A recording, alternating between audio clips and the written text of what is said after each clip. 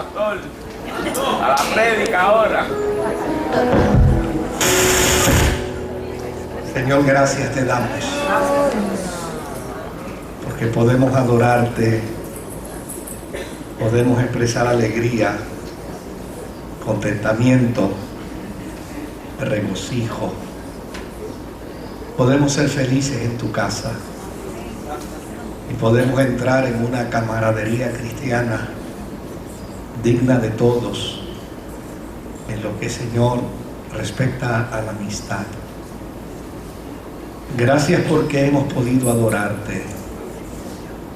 Gracias porque hemos podido bendecirte. Gracias porque hemos podido cantar a tu gloria.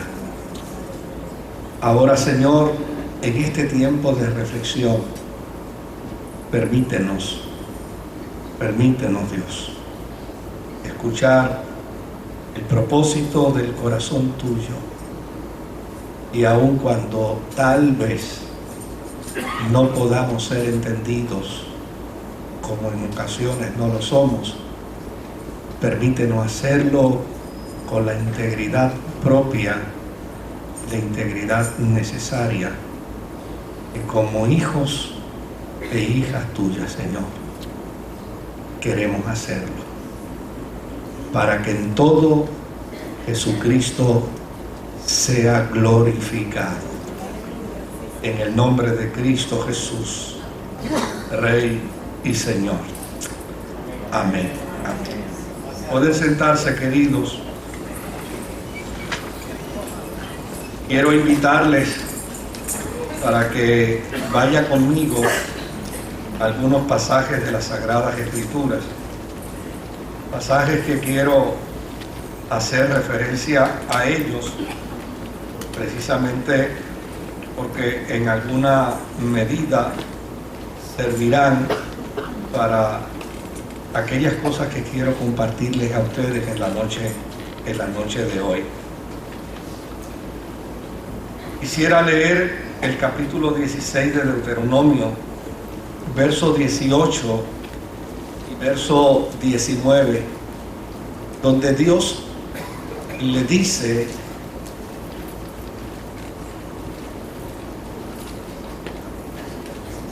lo siguiente: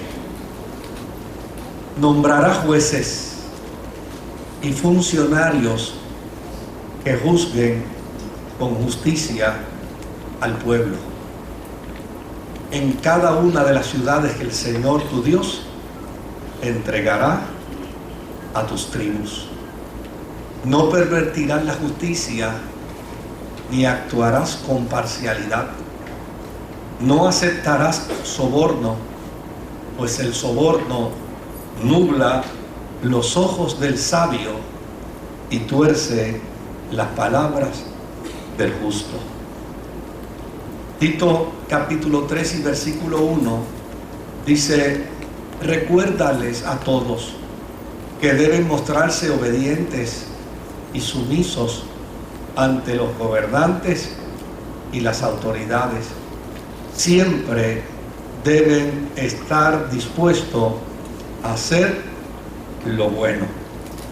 Y el justo balance de estos versos lo encontramos en Hechos capítulo 5 y verso 29, donde dice la palabra del Señor: es necesario obedecer a Dios antes que a los hombres. Respondieron Pedro y los demás apóstoles.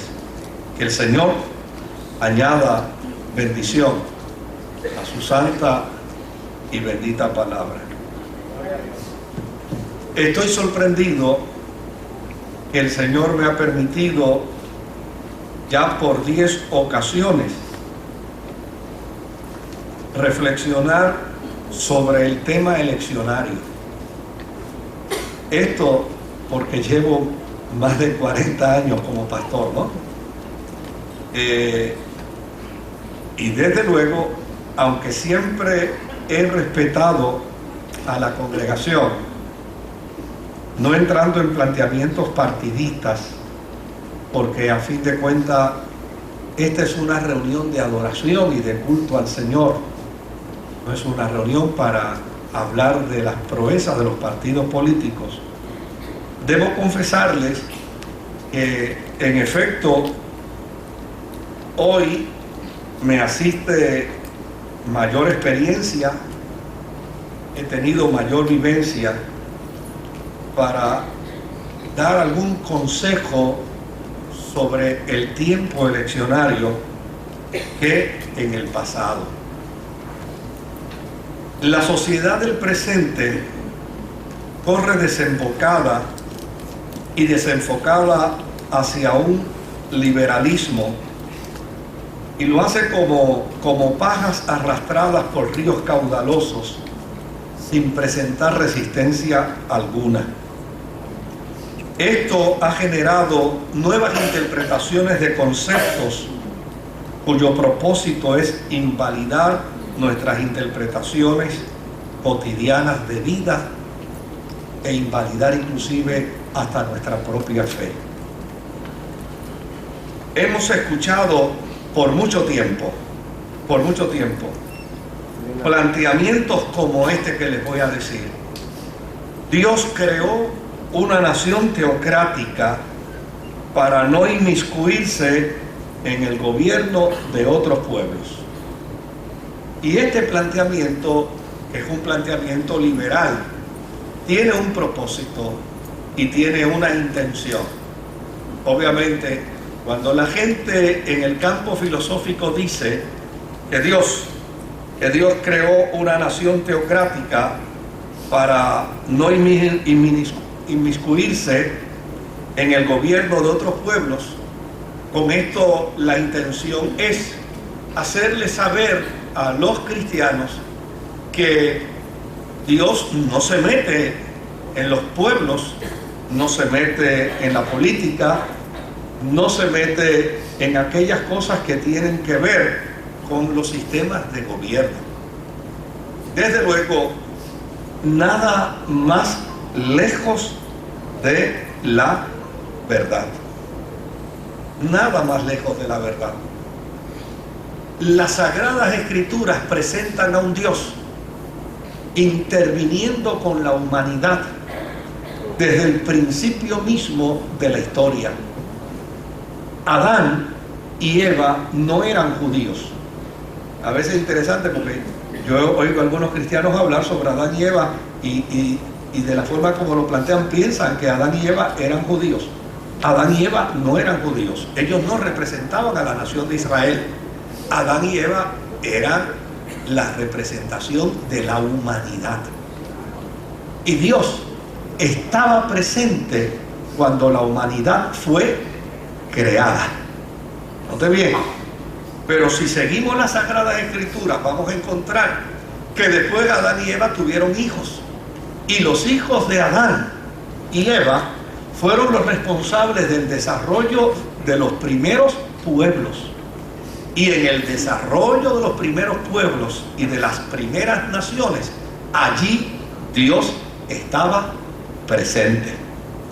Tan presente estaba Dios, obviamente, que la humanidad no podía bajo ninguna circunstancia ignorar la realidad de un Dios que interactuaba en medio de ellos, a tal punto que antes de que Israel formara su conceptualización religiosa, había un señor llamado Melquisedec, rey de Salem, de una ciudad antiquísima, que este señor tenía principios de relación con Dios y guardaba una vida de testimonio y de entrega total al Dios del cielo. Por el otro lado, la historia de Israel no puede limitar al Dios que creó el universo y la humanidad, por una sencilla razón, porque cuando la Biblia habla de Dios, mira lo que dice: de Jehová es la tierra, su plenitud, el mundo y todo lo que en él habita. Ahora, por el otro lado, Por el otro lado, los profetas de Israel profetizaron para beneficio de otros pueblos y levantaron voz de juicio y de oráculos sobre otros pueblos como resultado de sus desatinos frente al Dios eterno y frente al Dios soberano. Tan es así que cuando nosotros leemos los libros proféticos del Antiguo Testamento, hay profecías de Dios para Babilonia, hay profecías de Dios para Egipto, hay profecías de Dios para Mesopotamia, hay profecías de Dios para los asíricos. Y estas profecías de Dios para estos pueblos lo que demarca con perfecta claridad es que Dios es el Dios de la historia, es que Dios es el Dios de los pueblos, Dios es el Dios de las naciones. Imagínense si Dios es el Dios de los pueblos y de las naciones, que la Biblia habla de un profeta llamado Jonás. Y cuando mencionamos a Jonás, automáticamente se nos viene a la memoria dos elementos importantes sobre Jonás: la ballena y Nínive. ¿Verdad? Ahora, miren lo interesante. Nínive era una ciudad totalmente pagana, entregada por completo a la maldad, entregada por completo al pecado, entregada por completo a la inmoralidad. Y sin embargo, cuando leemos las Sagradas Escrituras, el Dios de la historia, el Dios de quien dice la Escritura que de Él es la tierra, su plenitud, el mundo y lo que en Él habita, obligó a Jonás para que llegara hasta Nínive, porque Dios quería demostrar su amor y su compasión para con esta ciudad. Lo mismo acontece cuando el pueblo de Israel estaba en su cautiverio en Babilonia. Dios estaba ideando un plan para sacar a Israel del cautiverio babilónico. ¿Y sabe cómo se orquestó el plan? Dios envió a un hombre asírico llamado Ciro y lo movió desde allá. Y dice la Sagrada Escritura: Ciro es mi siervo que hará precisamente el trabajo que era necesario hacer para sacar a Israel del cautiverio de Babilonia. Por lo tanto, ese planteamiento que escuchamos por ahí, donde se pretende declarar a un Dios enajenado, a un Dios separado, a un Dios que creó todas las cosas y que se retiró de su interacción con el mundo, dentro de la evidencia bíblica, no puede ser aceptado, porque Dios sigue siendo el Dios de la historia. Dios sigue siendo el Dios interventor que día tras día interviene con los pueblos, interviene con las naciones, interviene con los imperios. Tal vez usted y yo no lo veamos, y tal vez usted y yo no lo entendamos, pero si hay algo extraordinariamente real, es que a Dios no se le escapa ningún elemento humano. Él lo conoce todo. Por el otro lado, encontramos también otro planteamiento. Es el planteamiento donde se dice que hay separación de iglesia y Estado, ¿verdad? Y se argumenta mucho de la separación de iglesia y del Estado. Y desde luego, cuando uno va a escuchar ese planteamiento, uno no puede escuchar ese planteamiento trayéndolo fríamente y drásticamente a la experiencia del siglo XXI. Uno tiene que retrotraerlo a su contexto histórico. ¿Sabe por qué surgió la separación de iglesia y Estado?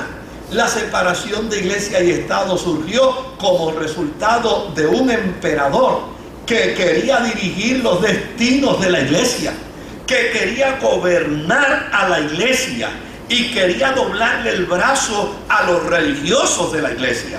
Y esto forzó y obligó a un grupo de personas salir de las tierras europeas y colocarse en las tierras de América. Y cuando se ubicaron en las tierras de América, una de las cosas que determinaron fue: jamás el Estado volverá a inmiscuirse dentro de la iglesia. Fíjese bien, jamás el Estado volverá a inmiscuirse dentro de la iglesia. Porque la iglesia como un cuerpo, la iglesia como una institución espiritual, no puede ser gobernada ni dirigida por el Estado. Y eso tiene que ser claramente entendido por los creyentes, porque cada rato le callan la boca a los cristianos diciéndole: hay separación de iglesia y Estado. Y desde luego, claro que hay separación de iglesia y Estado. Cuando la iglesia como institución ejerce su sacerdocio, como por ejemplo la predicación, como por ejemplo la adoración, el culto, pues ya sencillamente los que deben ejercer tal experiencia son los creyentes, son los cristianos. Y no podemos permitir bajo ninguna circunstancia que el Estado venga a decirnos a nosotros cuándo es que tenemos que decir gloria a Dios, o cuándo es que tenemos que decir aleluya, o cuándo es que tenemos que decir amén, porque ya necesariamente ese no es el territorio del Estado, ese es el territorio de la iglesia. Para eso hay separación de iglesia y Estado, entre otras cosas, ¿verdad? Pero mire lo interesante. Cuando usted y yo salimos de la experiencia del culto, salimos de la experiencia de la adoración, salimos de la experiencia de la proclamación de la palabra y de la predicación del evangelio, usted sigue siendo cristiano, pero usted también es ciudadano. Y como ciudadano, usted tiene el perfecto derecho para intervenir dentro de la sociedad donde usted interactúa. Porque de la única manera que a usted, obviamente, usted pudiera decir: yo no tengo ningún derecho, es que le enviaran una carta donde dijera: como usted es cristiano, usted no puede pagar contribuciones.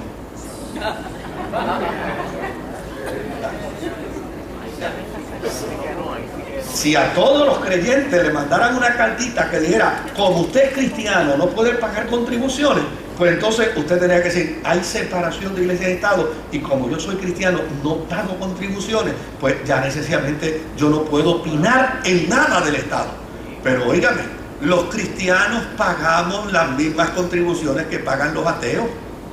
Y los cristianos pagamos las mismas contribuciones que pagan los que dicen que Dios le pague Hacienda. Y los cristianos pagamos las mismas contribuciones, cuidado si más, que los escépticos. Por lo tanto, una cosa es cuando nos constituimos como iglesia para el culto. Una cosa es cuando nos constituimos como iglesia para la adoración. Una cosa es cuando nos constituimos como iglesia para la proclamación del evangelio. Y otra cosa es cuando en la vida cotidiana, en la cotidianidad de la vida, salimos a interactuar en medio de nuestra sociedad. Y ya no como iglesia. Óigame, no voy como iglesia, yo voy como un ciudadano a quien me asisten los mismos derechos y las mismas responsabilidades que le asisten a los demás.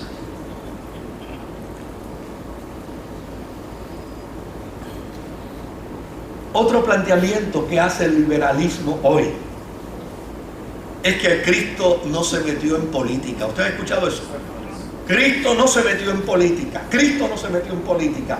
Claro, dicen que Cristo no se metió en política, sobre todo cuando lo que usted está diciendo no avala lo que están diciendo esos. Si lo avalara, no lo decían. Pero como no está de acuerdo y en conformidad con lo que están diciendo, cuando usted va a emitir su opinión, dice: no te metas porque Cristo no se metió en política. Mire, hay razones justificadas por demás para sostener el por qué Jesús no se metió en la política partidista del tiempo de los celotes, del tiempo donde estaban los iscariotes. Y eso es bien sencillo. Israel pertenecía a una colonia. Estaba metida bajo la bota del Imperio Romano. Israel no tenía ejército. Israel no tenía sistema de gobierno. El gobernador que tenía Israel se lo imponía el Imperio Romano y se lo enviaba desde allá. Ahora, ¿qué tenía Israel? Israel tenía ansias de liberación.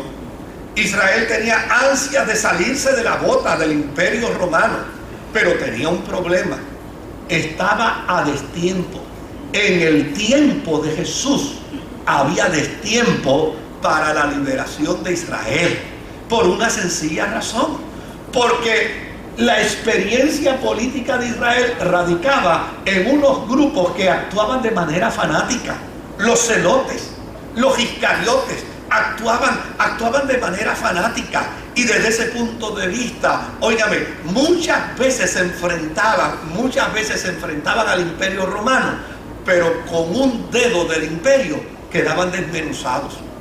Y Jesús sabía perfectamente que este no era el tiempo para hablar de política, porque Israel andaba buscando a un político para colocarlo como líder. Por eso cuando sanaba, creían que él era el ideal para la política. Por eso cuando obraba milagros, creían que él era el ideal para la política. Y en ese sentido, ya necesariamente muchas veces Jesús lo que tenía que hacer era esconderse, o huir, o separarse de los grupos, porque muchas veces quisieron colocarlo como el líder, pero Jesús había venido como el Verbo encarnado de Dios, y el Verbo encarnado de Dios no vino para establecer un partido político. Él dijo: mi reino no es de este mundo. Más bien señaló y dijo que él había venido para deshacer lo que había hecho ¿quién? El diablo. Reconciliarnos a nosotros los humanos con Dios. Procurar que nosotros los humanos nos reconciliáramos con nosotros mismos, con nuestros semejantes y con la naturaleza. Si Cristo hubiera entrado en política, hubiera muerto en el Calvario como un mártir político, y él tenía que morir como el Cordero inmolado de Dios. Esa es la razón por la que Jesús no entró en política.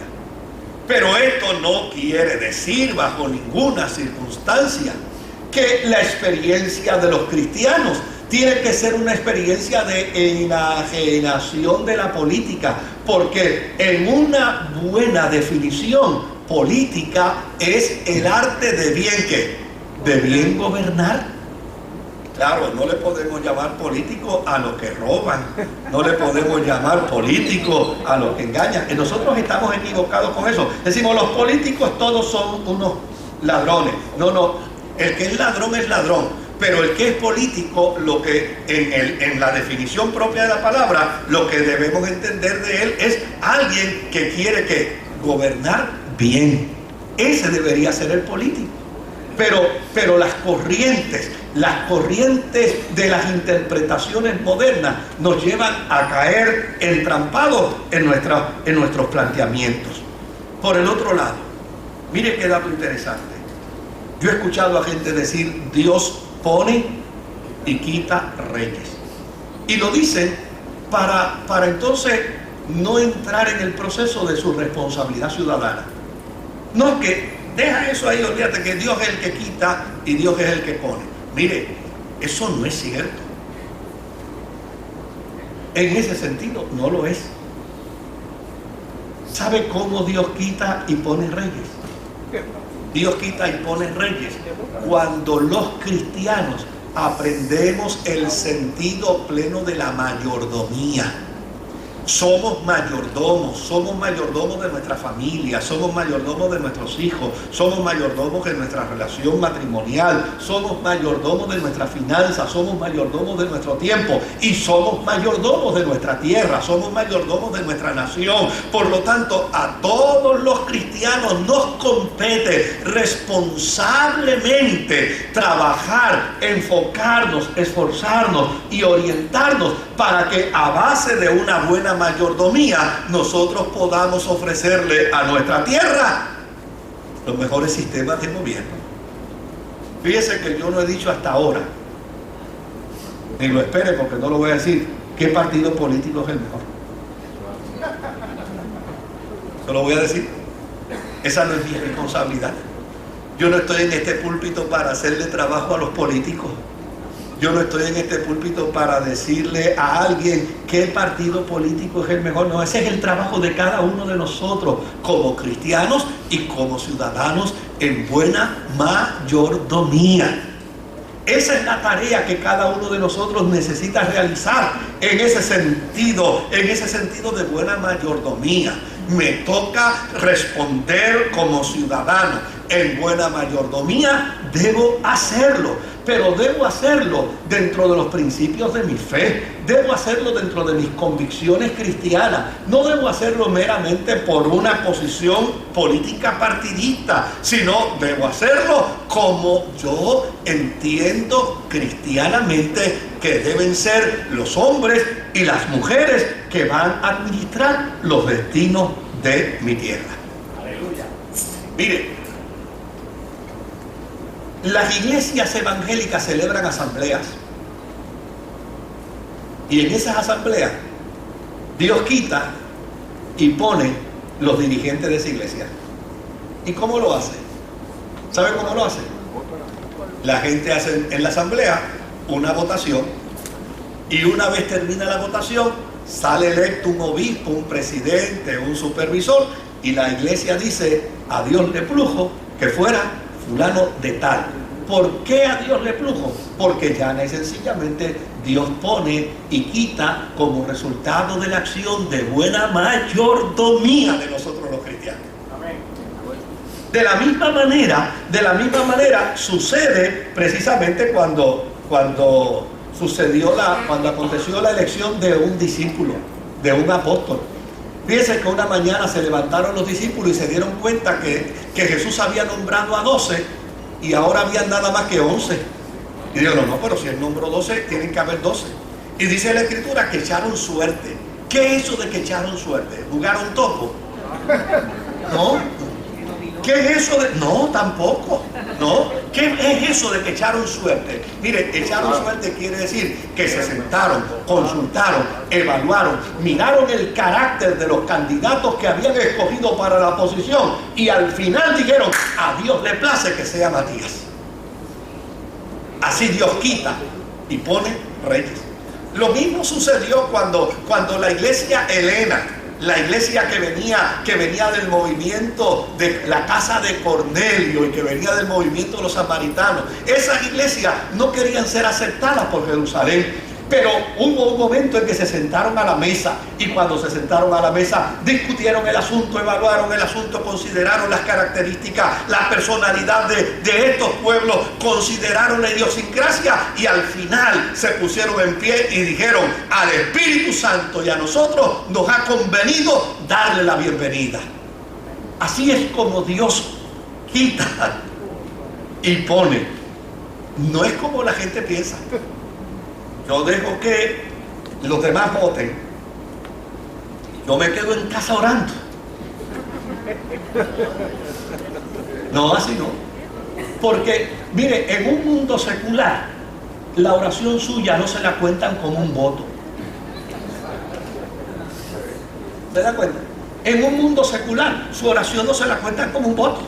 En un mundo secular, el voto se cuenta cuando usted va a ¿dónde? Al lugar a emitirlo. Por el otro lado, mire qué interesante, otro argumento que uno escucha por ahí: la iglesia debe dedicarse solo a predicar. Así es bonito. Una sociedad secularizada como esta, lo que quiere es meternos en un rinconcito predicando. Entreténganse ahí predicando mientras nosotros hacemos lo que nos venga en gana y mientras nosotros realizamos lo que queremos realizar. Mire qué dato interesante. Sí, la iglesia como institución tiene que predicar, porque como institución hemos sido llamados para predicar el evangelio a toda criatura, para que aquel que crea sea salvo. Eso es como iglesia. Mire, a mí no se me ocurriría jamás invitar a la iglesia a un político para que venga a predicar. ¿No puede? De hecho, mire, les voy a confesar algo, y se lo voy a confesar desde este altar. A mí me han llamado políticos. Pues claro, se enteran que nosotros tenemos 3 cultos, que somos una comunidad de cerca de 1.700, 1.800 personas. Dice, pastor, queremos visitar su iglesia. Y yo digo, claro, sí, cómo no, son bienvenidos. Unos días después me llaman. ¿Qué tiempo tenemos? ¿Tiempo para qué? No, pues para el tiempo que nos van a dar para que podamos hablarle a la congregación. No sé, que nadie le dijo que usted iba a hablar en la iglesia. No, pero es que acuérdense que tenemos un mensaje. No, el mensaje de la iglesia es distinto. Nosotros no recibimos mensajes políticos. Usted puede venir a nuestra iglesia, puede sentarse ahí, escuchar la adoración, escuchar el mensaje de la palabra del Señor, y desde luego la Biblia dice que oremos por los gobernantes, que oremos por los que están en eminencia, que oremos por aquellos que aspiran a posiciones políticas, y le vamos a invitar, venga aquí que vamos a orar por usted. Pero eso no quiere decir que le vamos a dar el púlpito, porque yo no me voy allá al Capitolio a hablarle a los políticos, ni me voy a la fortaleza para dar dirección al gobernador. Por lo tanto, si la iglesia no puede hacer eso allá, tampoco ellos lo pueden hacer ¿qué? Acá. Ahora, ¿note bien? ¿Note bien? Eso es en función de iglesia. Pero como ciudadano, el jíbaro dice, la cosa cambia. Como ciudadano es distinto. Porque si a mí el Estado me exige que yo debo cumplir con todos mis deberes y mis responsabilidades como ciudadano, quiere decir que entonces yo debo disfrutar de todos mis derechos y de todos mis privilegios como ciudadano. ¿Se da cuenta la diferencia? Esto es lo que muchas veces los cristianos no entendemos. Esto es lo que muchas veces el mundo secular le dice a la iglesia, y la iglesia dice amén. Esto es lo que muchas veces los creyentes obviamos y lo dejamos perder de perspectiva.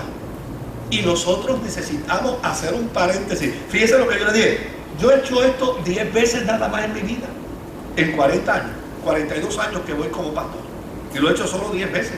Pues, porque después que surge la elección, ya olvídese de eso, vamos a seguir para adelante. Vamos a seguir funcionando como iglesia, porque la sociedad y los pueblos en este Puerto Rico tienen la oportunidad una vez cada 4 años. Se acabó. Después, mire, las elecciones son el martes. Y después del martes vamos a orar y vamos a bendecir a Dios por el que ganó, por el que perdió, por el que se subió al Senado, por el que se subió a la Cámara, por el que se subió allá a la alcaldía. Vamos a bendecir a Dios porque a fin de cuentas ya están elegidos, ya están en sus posiciones. Y lo que nos corresponde ahora es seguir nuestra tarea de iglesia. Pero óigame,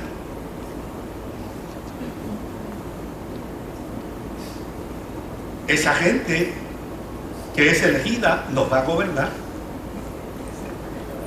y nos va a decir cómo vamos a funcionar. Y nos van a plantear qué cosas debemos hacer. Y en ese sentido, queridos, nosotros no podemos perder de perspectiva que jugamos una función dual.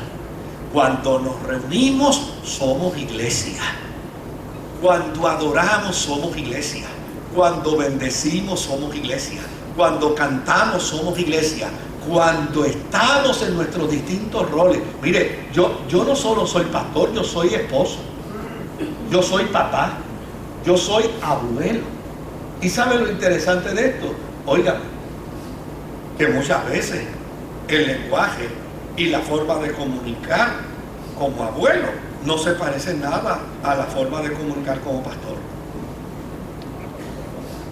Ni tampoco se parece nada a la forma de comunicar como esposo, ni tampoco como padre.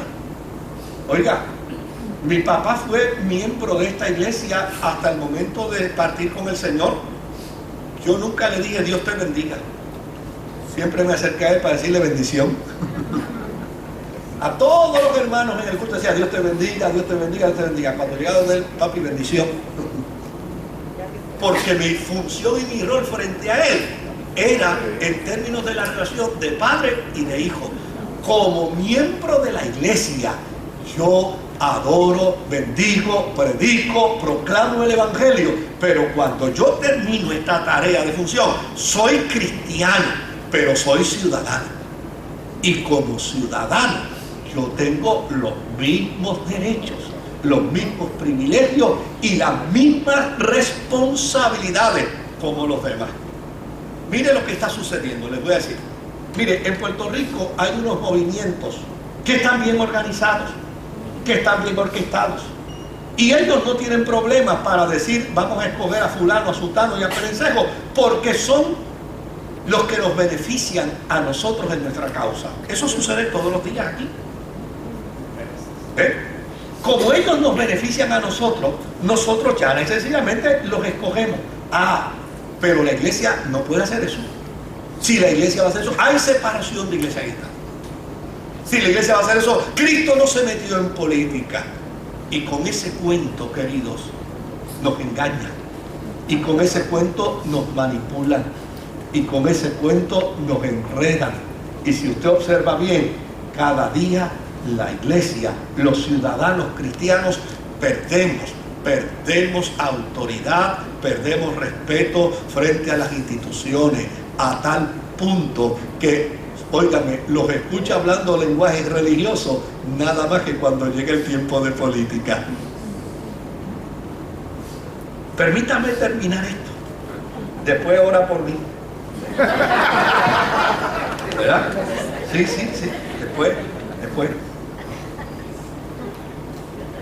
No permitamos que la secularización por conveniencia nos restringa nuestros derechos como ciudadanos.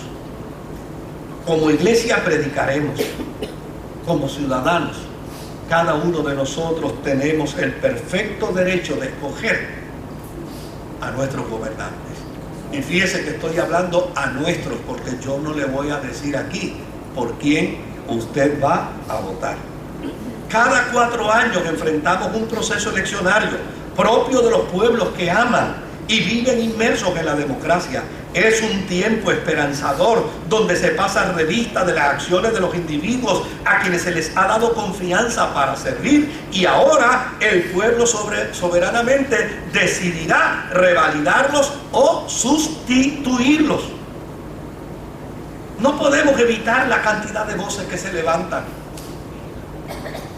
para anunciar o para inducir a los ciudadanos a escoger meramente por eslogan promocionales o por ofertas que no pueden cumplir.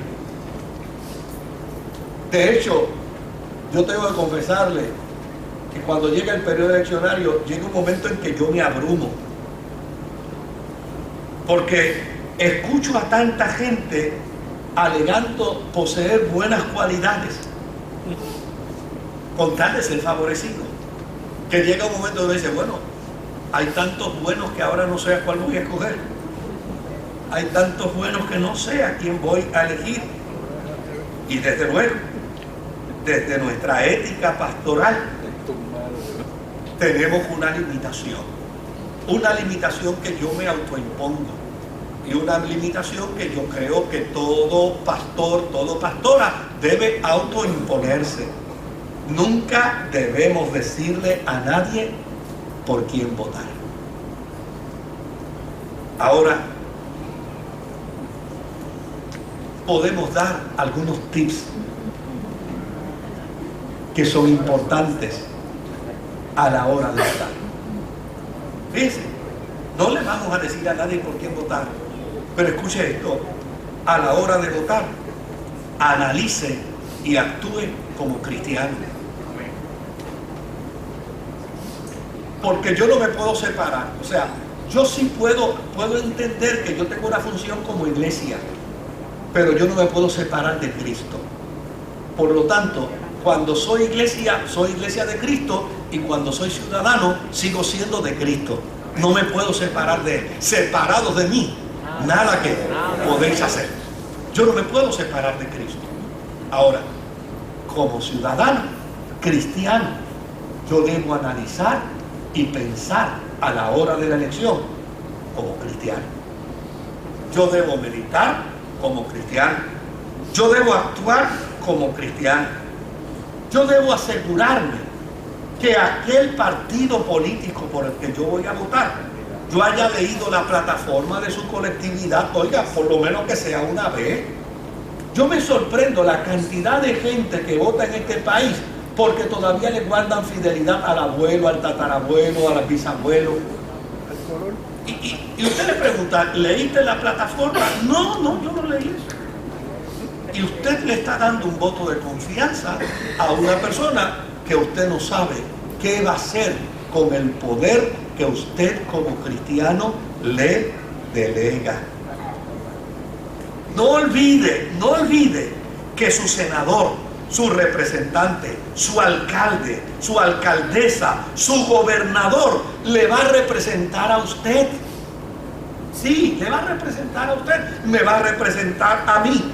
Y por lo tanto, si me va a representar a mí mi senador, si a mí me va a representar mi alcalde, si a mí me va a representar mi alcaldesa, si a mí me va a representar mi representante a la Cámara, oiga, yo por lo menos debo pensar que lo debo escoger de acuerdo a qué, a los criterios que yo tengo, porque me va a representar.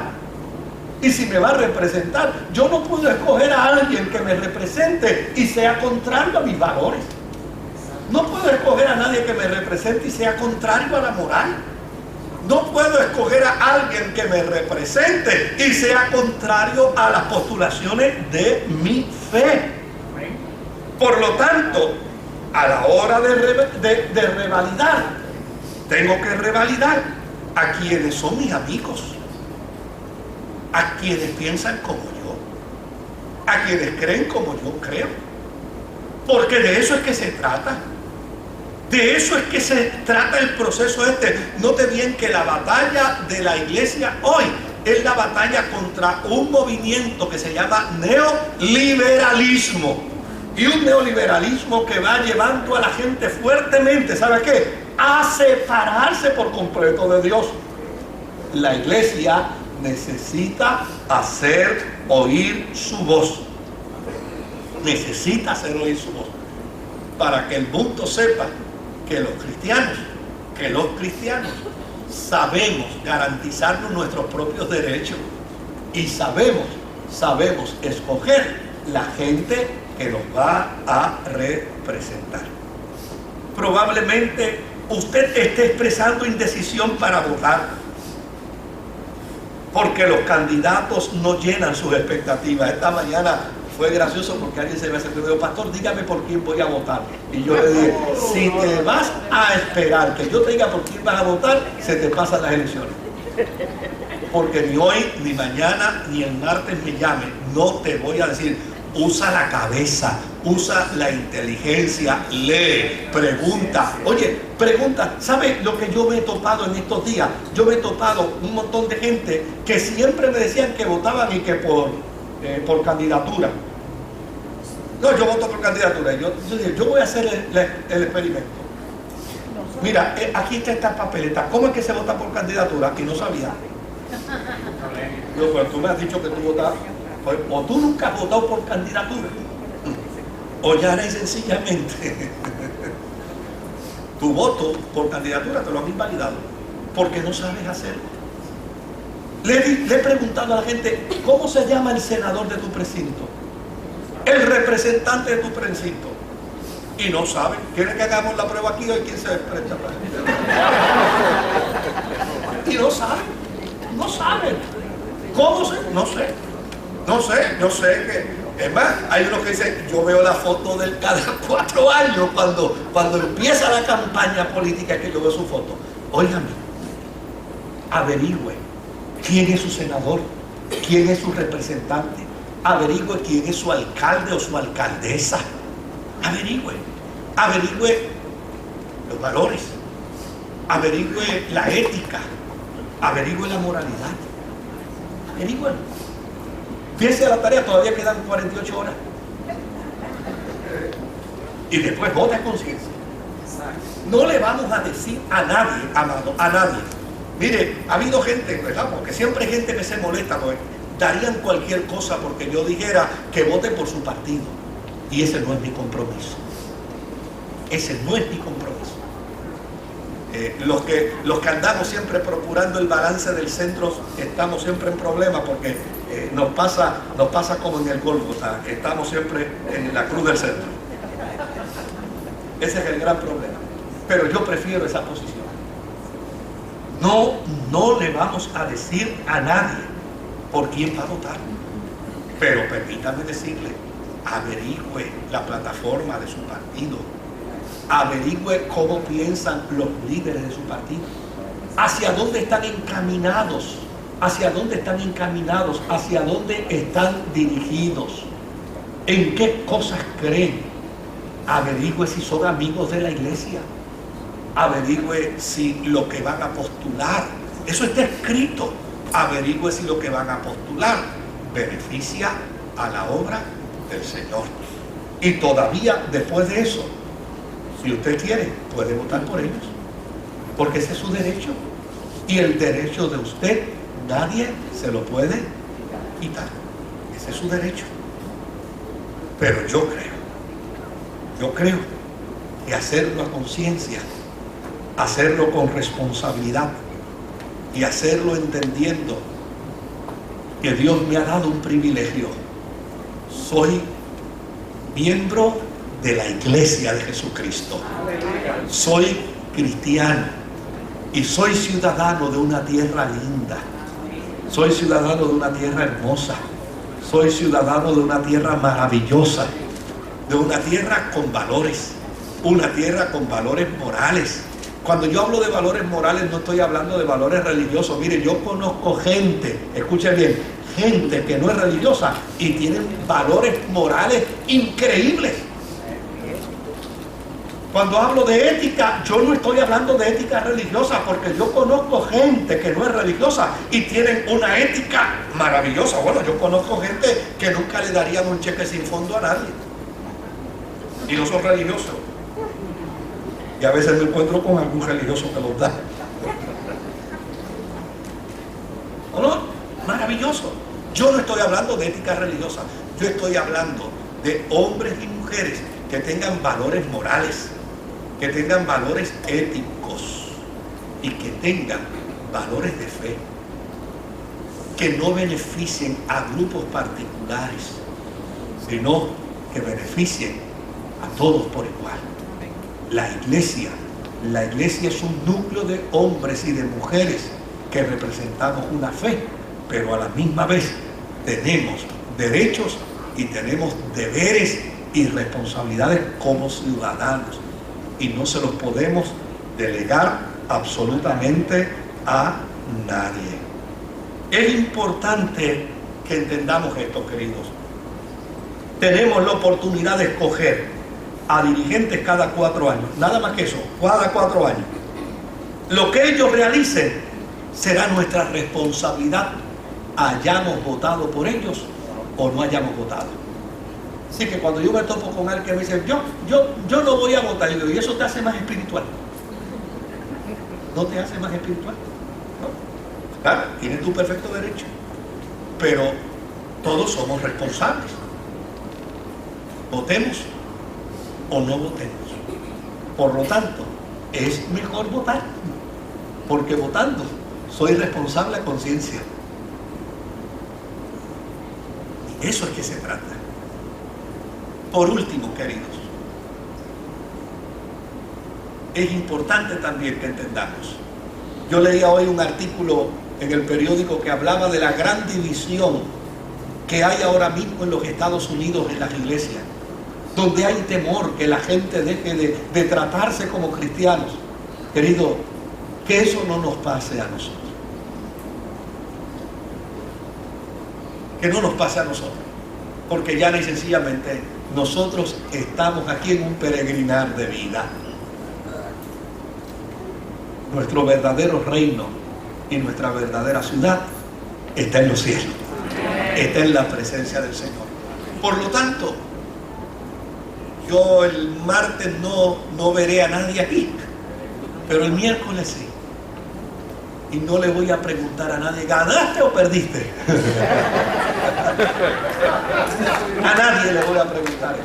¿Ganaste o perdiste? ¿Por quién votaste? Eso no es asunto mío. Ni es asunto suyo preguntarme a mí tampoco. ¿Okay? Igual no es verdad. No, yo no le voy a preguntar eso. Qué bueno que estamos juntos. Qué bueno que somos parte de la iglesia del Señor. Y qué bueno que lo que vayamos a hacer en la urna del colegio lo hagamos a conciencia y lo hagamos como cristianos. Ahora, permítame preguntar, ¿cree usted que yo he hablado a favor de un partido político aquí hoy? No. Porque hay gente que me ha dicho, no, pues tú estás beneficiando a un partido político. Yo digo, bueno, si los del partido político tuyo no se pueden beneficiar, entonces el problema es tuyo, no es mío. ¿Entendió, verdad? Si ellos no se pueden beneficiar de lo que yo estoy diciendo, entonces el problema es tuyo, no es mío. Porque ellos deberían beneficiarse. Porque a fin de cuentas, óigame, uno debería partir de la premisa de que todos los candidatos a gobernador, a gobernadora, todos los candidatos a senadores y a representantes, todos los candidatos a alcaldes y alcaldesas, oigan, cumplen con criterios que todo cristiano debe sentirse cómodo a la hora de elegirlos. Si no cumplen con esos criterios, pues ya sencillamente no podemos elegirlos. Les invito a estar en pie.